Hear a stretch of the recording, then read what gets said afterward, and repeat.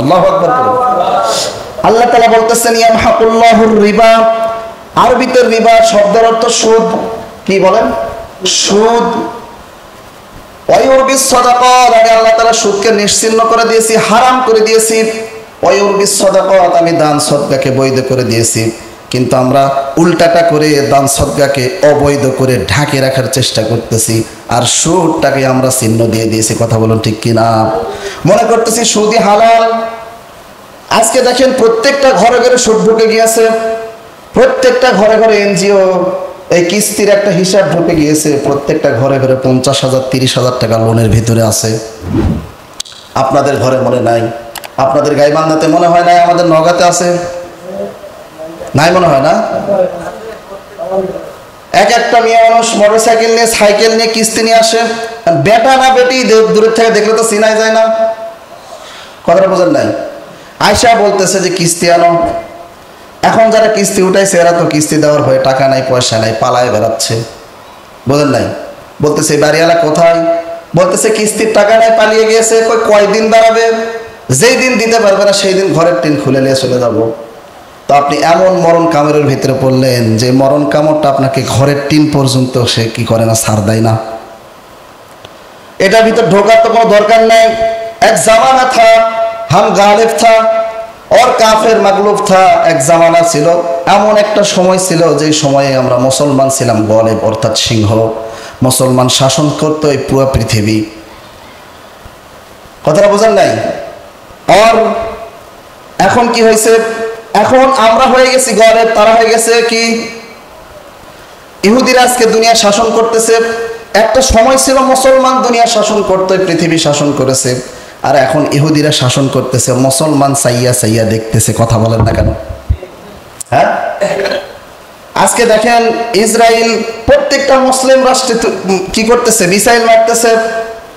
আর আমরা বাংলাদেশ থেকে চায়ের দোকানে চা খাচ্ছি আর বলতেছি যে শুনলাম তুরস্কে নাকি আজকে ইসরায়েল হামলা করছে। কথাটা বোঝেন নাই? এটার কারণ কি? এইটার কারণ হচ্ছে আমাদের ইমানের কমজোর। আমাদের ইমান হয়ে গেছে সংকীর্ণ, ইমান হয়ে গেছে ছোট। মুসলমানের শেষ জামানা, শেষ শাসন ছিল হযরত ওসমানের যুগ থেকে। আজকে তখন থেকে 24 বছর, আজকে 25 সাল চলতেছে, অর্থাৎ 101 বছর আগে মুসলামি হুকুমত, মুসলমানি হুকুমত দুনিয়া থেকে উঠে গিয়েছে। কথা বলেন না কেন? আজ থেকে 101 বছর আগে মুসলমানরা দুনিয়া শাসন করেছিল, কিন্তু এখন বর্তমান মুসলমানরা তারা বিলাইয়ের মতো হয়ে আছে, আর ইহুদি কাফের খ্রিস্টানরা তারা কি মুসলমানদেরকে টিক্কা দিয়ে চলতেছে। এটার কারণ মুসলমানদের ইমানের কমজোর। আমরা মুসলমান আল্লাহকে বিশ্বাস করি, কিন্তু এটার ভিতরে কিন্তু আছে। কিন্তুটা কি? বিশ্বাস করার মতো করতে পারি না।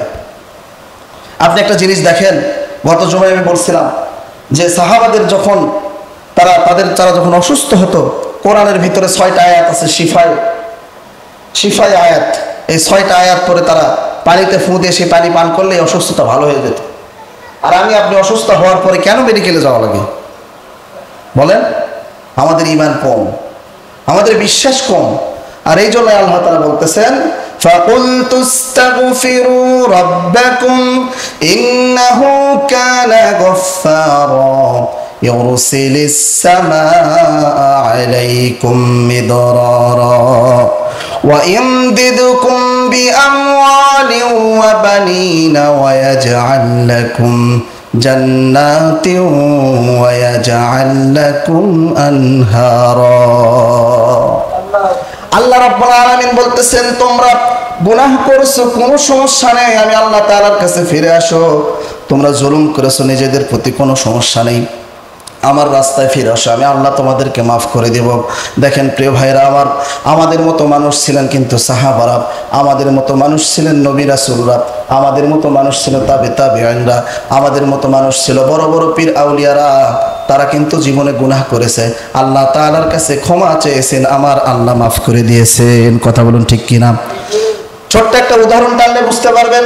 হযরতে ইমাম আহমদ ইবনে হাম্বলের নাম আপনারা শুনেছেন। দেখেন এই ইস্তেগফারের ছোট্ট একটি জিকির, কিন্তু ইস্তেগফারের জিকিরটা এত বড়, তার এত পাওয়ার। কেউ যদি ইস্তেগফার সর্বপ্রথম সর্বহালতে পড়তে পারে, আমার আল্লাহ রাব্বুল আলামিন তাকে মুস্তাজাবুদ দাওয়া বানিয়ে দেয়। সুবহানাল্লাহ পড়ুন।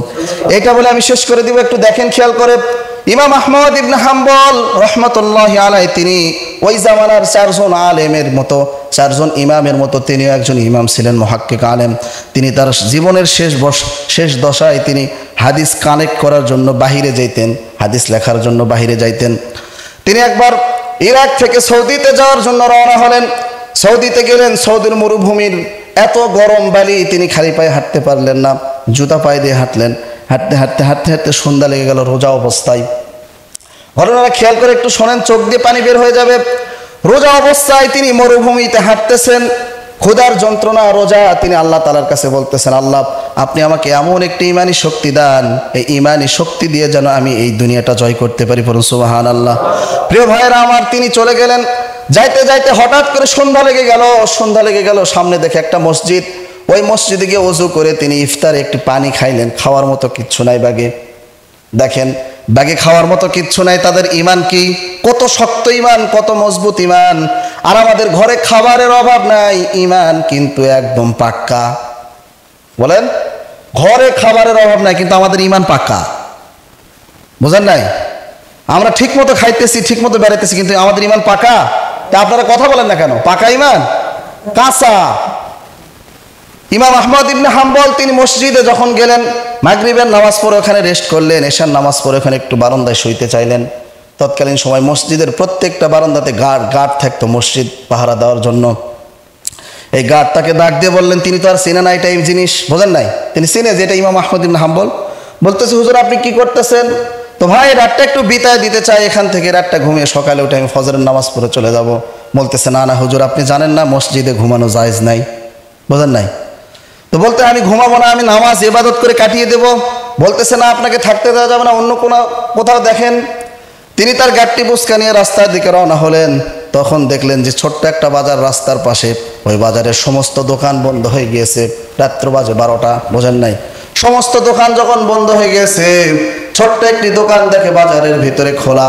এই বাজারের ভিতরে ছোট্ট দোকানটি খোলা, ওই দোকানের মালিক হচ্ছে রুটি বেলে, কি বলে, রুটি বিক্রি করে, বোঝেন নাই? তিনি এই রুটি বিক্রেতার কাছে গিয়ে বললেন, আসসালামু আলাইকুম, আহলান সাহলান, কেমন আছেন আপনি? তিনি বলতেছেন, আলহামদুলিল্লাহ। তার আগে ইমাম আহমদ ইবনে হাম্বল ওই বেচারার দিকে তাকিয়ে দেখলেন, তিনি যখন রুটি বেলতেছেন কি জানি মুখে মুখে পড়তেছেন ফিসফিস করে। আবার যখন রুটি ডেলিভারি দিচ্ছেন, কাস্টমারের কাছ থেকে টাকা নিচ্ছেন, তখনও যেন কি জানি ফিসফিস করে বলতেছেন। এটা দেখে তার কিউরিওসিটি বেড়ে গেল। সামনে গিয়ে বলতেছে যে, ভাই আমাকে একটু থাকার জায়গা দেওয়া যাবে? ইমাম আহমদ ইবনে হাম্বলকে এই ছেলেটা ডাক দিয়ে বলতেছে যে, হুজুর এই ছোট্ট দোকানে আমি আপনাকে কোথায় থাকার জায়গা দেই গো হুজুর? আমার দোকানে কোনো থাকার জায়গা নাই, তবে কুঠিরের মতো একটা দোকান দেখতেছেন আমার এই ভিতরে, এখানে যদি আপনি চান রাত্রিটা আপনি ইবাদত করে কাটিয়ে দিতে পারেন। ইমাম আহমদ ইবনে হাম্বল ডাক দিয়ে বলতেছে, ভাই আমি শোবো না, আমি সারা রাত আল্লাহ তাআলার ইবাদত করে কাটিয়ে দিতে চাই। তিনি যখন জায়নামাজ বিছিয়ে তার গাড়িটি বসকে ওখানে রেখে এবার জায়নামাজ বিছিয়ে নামাজে দাঁড়াবে, ওই সময় দেখতেছে যুবকটা ফিসফিস করে কি যেন বলতেছে, সুবহানাল্লাহ।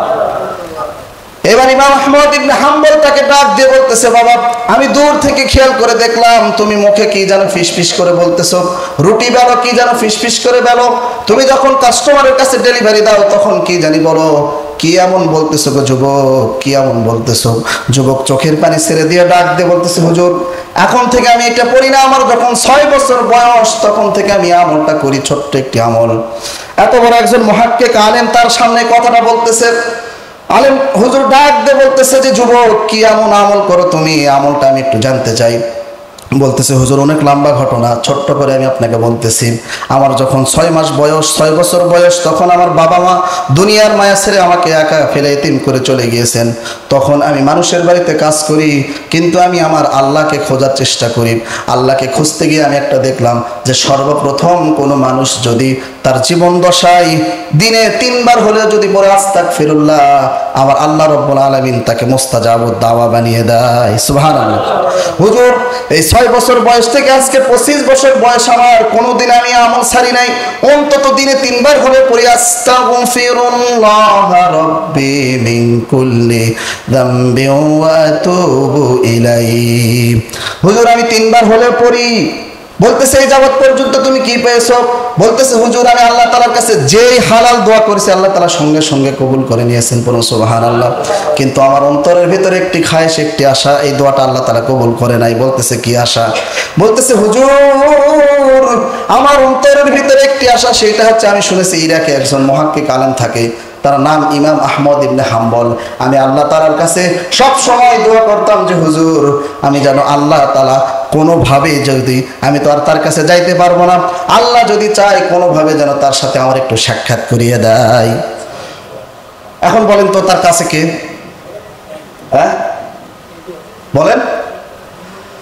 হুজুর চোখের পানি ছেড়ে দিয়ে ডাক দিয়ে বলতেছে যুবক আল্লাহ তোমার এই আশাটাও পূরণ করে নিয়েছে যুবক, তোমার সামনে যে দাঁড়িয়ে আছে আর কেউ নয়, এই সেই ইমাম আহমদ ইবনে হাম্বল। যুবক চোখের পানি ছেড়ে দিয়ে ডাক দিয়ে বলতেছে হুজুর আমি জানি আমার আল্লাহ আমাকে কখনো ঠকাবে না, আমার আল্লাহ আমাকে কখনো ঠকাইবে না হুজুর, আজকের দোয়া আল্লাহ তাআলা কবুল করে নিয়েছেন। তো দেখেন ছোট্ট একটি আমল আস্তাগফির, ইস্তেগফারের আমল। এই আস্তাগফিরুল্লাহ কেউ যদি দিনে 3 বার পাঠ করতে পারে, কোনো কিছু লাগে না, আল্লাহ তাআলা তার সমস্ত দোয়া কবুল করে নেবেন। সুবহানাল্লাহ। পিছনের যত গুনাহ আছে আল্লাহ তাআলা মাফ করে দিবেন। এই জন্য আমরা পড়তে রাজি আছি তো ইনশাআল্লাহ। কি পড়ব বলেন? আস্তাগফিরুল্লাহ রাব্বি মিন কুল্লি যামবি ওয়া আতুবু ইলাইহি লা হাওলা ওয়ালা কুওয়াতা ইল্লা বিল্লাহ।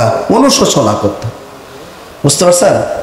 অত আমরা পড়বো তো ইনশাআল্লাহ, অন্তত 3 বার, প্রত্যেক নামাজের পরে 3 বার করে পড়বো। রাজি আছেন তো ইনশাআল্লাহ? আল্লাহ তাআলা সবাইকে কবুল করুক, সকলে বলুন আমিন।